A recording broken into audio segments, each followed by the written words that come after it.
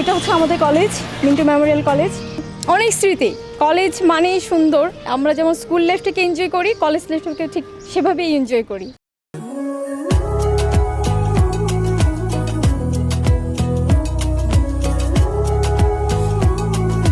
কলেজের আমরা যখন ছিলাম তখন এই নতুন ভবনটা ছিল না। এখান থেকে গেট পর্যন্ত মোটামুটি ভিজিবল ছিল। আমরা ক্লাসরুম থেকে বসে দেখতাম যে কি আসতেছে যাচ্ছে।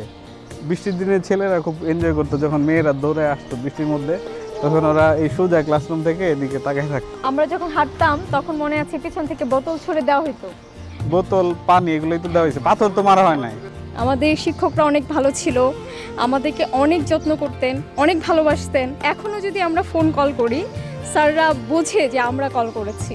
আর এই গ্রাউন্ডটা ছিল আমাদের, এখানে ব্যাডমিন্টন খেলতাম আমরা। ব্যাডমিন্টনের টুর্নামেন্টও খেলছি আমরা। এই পাশের গ্রাউন্ডটা ছিল আমাদের ক্রিকেট খেলার, ফুটবল খেলার গ্রাউন্ড। এই কদম গাছের এখানে তখন এটা এত সুন্দর করে সাজানো ছিল না, কিন্তু এটা বসার জায়গা ছিল।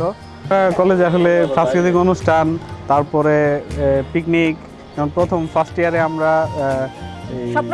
স্বপ্নপুরীতে গিয়েছিলাম দিনাজপুর।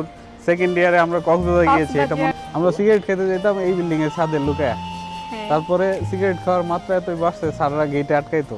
তারপর আবার এর মধ্যেও টায়ার মাঝখানেও সিগারেট লুকায় নিয়ে যাইতো যখন স্যাররা সার্চ করা শুরু করলো। আরেকটা মজার ঘটনা, সেটা হচ্ছে আমি তখন খুব শুকনা ছিলাম, মানে একদম শুকনা ছিলাম।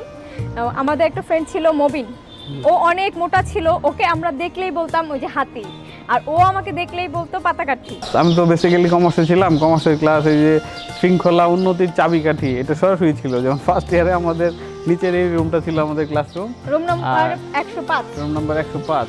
আর সেকেন্ড ইয়ারে আমাদের এই শৃঙ্খলা উন্নতির চাবিকাঠির উপরে, গেটের উপরে 2 তলায় ছিল আমাদের ক্লাসরুম আর কি। আর্টস যারা ছিল তারা এখানে পড়তো, আমরা ছিলাম কমার্সের পাশে, আর ওই সায়েন্সের ক্লাস ছিল ওই পাশে, সায়েন্সের ছিল পিছনে ওইটা হচ্ছে স্যারদের অফিস রুম। আগে থেকেই আসলে কলেজটা এইভাবে ফুল টুল গাছ দিয়ে সাজানো গোছানো। ক্যাম্পাসটা আসলে এটা মনে হয় যে ময়মনসিংহের অনবদ্য সুন্দর কলেজের ক্যাম্পাস। বাইরে থেকে আসলে অনেকেই বুঝতে পারে না যে ভিতরে এত সাজানো গোছানো এই ক্যাম্পাসটা বা এই কলেজটা। সবচেয়ে মজার বিষয় হচ্ছে আমরা যখন এই কলেজে ছিলাম সেই সময় এই ফুল গাছটা ছিল, এবং এত বছর পরে এসে দেখলাম এটা এখনো আছে। এটা এখনো আছে।